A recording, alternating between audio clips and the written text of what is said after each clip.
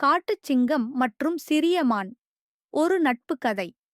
ஒரே நேரத்தில் பசுமையான ஒரு பெரிய காட்டில் எல்லா விலங்குகளும் சந்தோஷமாக வாழ்ந்து கொண்டிருந்தன.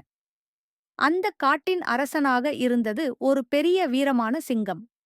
அந்த சிங்கம் பெயர் சிம்பு. சிம்பு சிங்கம் மிகவும் வலிமையானவனாக இருந்தாலும் ஒரே பிரச்சனை, அவன் தனியாக இருந்தான். மற்ற விலங்குகள் அவனை பயந்து தூரம் தூரமாக ஓடிச் சென்று விடுவார்கள்.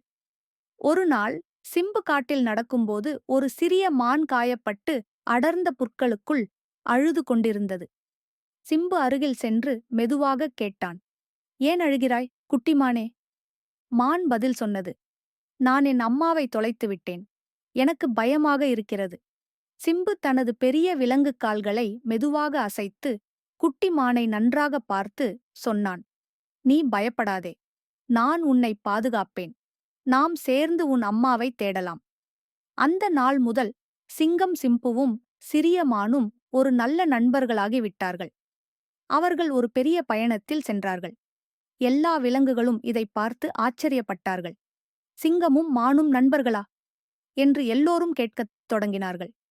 ஆனால் சிம்புவின் உதவி, வன்மை இல்லாத நட்பு மற்ற விலங்குகளுக்கும் ஒரு பாடமாக மாறியது. இறுதியில் குட்டி மானின் அம்மாவை அவர்கள் ஒரு சிறிய குன்றுக்குள் கண்டுபிடித்தார்கள். அம்மா மான் மகிழ்ச்சியுடன் தனக்குச் சிங்கத்தை அறிமுகம் செய்தாள்.